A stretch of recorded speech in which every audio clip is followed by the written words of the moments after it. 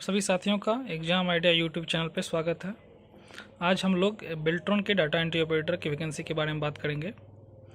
Beltron data entry operator की vacancy जो अभी आ चुकी है और इनका लास्ट डेट 15 मार्च था। आप सभी लोग जो डाटा एंट्री ऑपरेटर की वैकेंसी का फॉर्म भर चुके होंगे। आज हम लोग बात करने वाले हैं इसके सिलेबस, एलिजिबिलिटी क्राइटेरिया के बारे में और टाइपिंग हिंदी इंग्लिश में कितना स्पीड होना चाहिए, इन सब चीज़ों पे।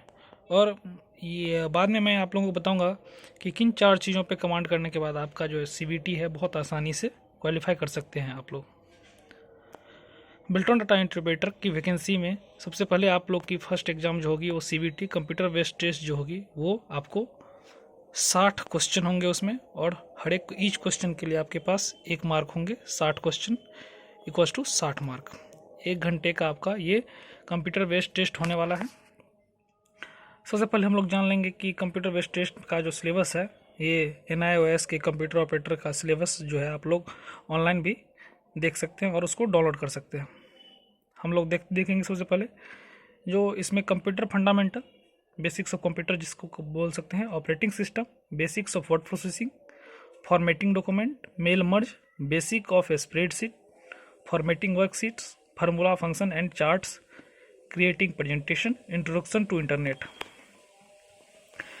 ये सारी जो है ये आप लोग ये CBT में आप लोग इन 10 चैप्टरों से आपको सवाल होने वाले हैं और आपको इसमें 60 सवाल होंगे, जिसके लिए हर प्रत्येक सवाल के लिए 1 मार्क आपको दिया जाएगा।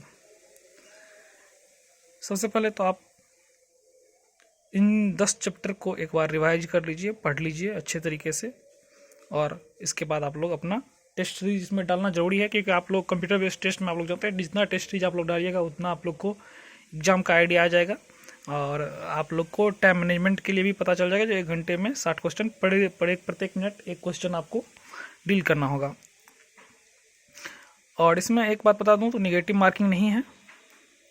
अब बात करें टाइपिंग के लिए, तो टाइपिंग इसमें इंग्लिश और हिंदी दोनों के लिए क्वालिफाई कर सकते हैं आप।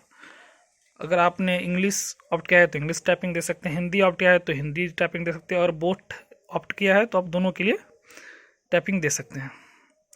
इंग्लिश में आपको इसमें क्राइटेरिया जो है पास करने का वो 30 वर्ड पर मिनट, 30 वर्ड पर मिनट आपको होना चाहिए, और हिंदी में 25 वर्ड प्रत्येक मिनट आपको होना चाहिए। हिंदी में यहाँ पे कुछ क्राइटेरिया है पास करने के लिए। आपको हिंदी में मंगल फॉन्ट पे आपको करना पड़ेगा टाइपिंग, और इसका कीबोर्ड जो है रेमिंगटन गिल कीबोर्ड होगा। अगर आप लोग चाहते हैं कि हम लोग ये वैकेंसी पे और जानकारी दें तो आप लोग कमेंट कर दीजिएगा वीडियो में। और सबसे पहली बात, अगर आप चाहते हैं कि इंग्लिश हिंदी दोनों टाइपिंग टेस्ट क्वालिफाई करने के लिए, तो आपको कम से कम जो है इंग्लिश में 40+ वर्ड पर मिनट लाना पड़ेगा, और हिंदी में कम से कम 35 वर्ड पर मिनट आपको आना ही चाहिए। उसके बाद ही आपके एग्जाम प्रेशर में कभी कभी क्या होता है, आपको अच्छे तरीके से इंप्रूव नहीं कर पाते हैं या अच्छे तरीके से आप नहीं कर पाते हैं टाइपिंग, तो आपको कम से कम जो क्राइटेरिया है पास करने की, उससे आपको 10 वर्ड पर मिनट एक्स्ट्रा होना ही चाहिए। ऐसा नहीं कि जिसका 30 वर्ड पर मिनट होगा उसका नहीं होगा, हो सकता है उसका 30 वर्ड पर मिनट हो और वो एग्जाम में जाके अच्छे से इम्प्रूव कर सके और अच्छे से टाइपिंग दे सके, लेकिन सेफ जोन के लिए आप कम से कम 10 वर्ड पर मिनट आगे रहिए। इससे ये आपको 100% गारंटी देगी। बात करें कि इसमें कुछ पॉइंट्स है जो आप लोग को जानना चाहिए कि ये पॉइंट्स आपको एग्ज़ाम पास कराने के लिए बहुत इंपॉर्टेंट है। यहाँ पे मैंने कुछ नोट डाउन किया है। Word processing, Excel, PowerPoint और basics of computers. Word processing में जैसे आप जानते हैं कि वर्ड प्रोसेसिंग में आपको माइक्रोसॉफ्ट वर्ड के जितने भी शॉर्टकट्स हैं और माइक्रोसॉफ्ट वर्ड में क्या क्या एप्लीकेशंस हम यूज कर सकते हैं, क्या क्या डॉक्यूमेंट को हम फॉर्मेट कर सकते हैं, क्या कर सकते हैं, इन चीज़ों के बारे में। और एक्सेल्स के भी सेम शॉर्टकट्स आपको सारी पता होना चाहिए। जो कंट्रोल Y क्या करता है, कंट्रोल Z करके क्या करता है, प्रिंट के लिए कौन सा ऑप्शन होता है, कॉलम को सिलेक्ट करने के लिए कौन सा शॉर्टकट होना चाहिए। अगर आप लोग भाई कमेंट कीजिएगा तो हम इन चीज़ों के बारे में आपको आगे वीडियो में बता देंगे, हर एक वर्ड और एक्सेल पावर पॉइंट के लिए। हाँ, पावर पॉइंट से कुछ कम क्वेश्चन आते हैं, लेकिन यहाँ से भी क्वेश्चन आते हैं।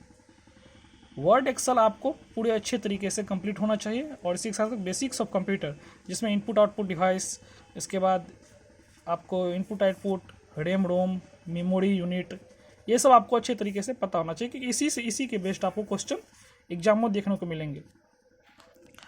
तो आप ये तो एक बार जाके आप सिलेबस डाउनलोड कर लीजिए, NIOS बेल्ट्रॉन पे भी आपको मिल जाएगा, NIOS की ये कंप्यूटर ऑपरेटर का जो सिलेबस है आप लोग कर लीजिए। और यहाँ पे आप लोग देखिए कंप्यूटर फंडामेंटल फर्स्ट चैप्टर जो देख रहे हैं इसमें आपको देख सकते हैं इनपुट आउटपुट डिवाइस वगैरह। आप ऑपरेटिंग सिस्टम है तो विंडोज़ इसमें पढ़ना जरूरी है, विंडोज़ XP पढ़ना जरूरी है। बेसिक्स ऑफ वर्ड प्रोसेसिंग, देखिए इसमें डीप नहीं जाना है, जो आपको वर्ड प्रोसेसिंग में कितना डीप जाना है, आपको फंडामेंटली क्वेश्चन आपको पता होना चाहिए, जो वर्ड में क्या क्या कर सकते हैं, इसके लिए क्या शॉर्टकट्स है। इसी तरह से फॉर्मेटिंग डॉक्यूमेंट को कैसे फॉर्मेट कर सकते हैं, किस तरह से उसको हेडर फुटर वगैरह वगैरह जो भी होता है, आप लोग उन चीज़ों के बारे में जानने की कोशिश कीजिए। मेल मर्ज है, बेसिक्स ऑफ स्प्रेडशीट है, फॉर्मेटिंग वर्कशीट्स है, तो एक्सेल्स के बारे में भी। एक्सेल्स यहाँ देखिए इस 8 नंबर जो इसका सिलेबस है, फार्मूला फंक्शन एंड चार्ट से आपको पता होना चाहिए। अच्छी क्रिएटिव प्रेजेंटेशन जो पावर पॉइंट से आप लोग कर सकते हैं, और बाद में इंटरनेट के बारे में भी आप लोग पढ़ सकते हैं।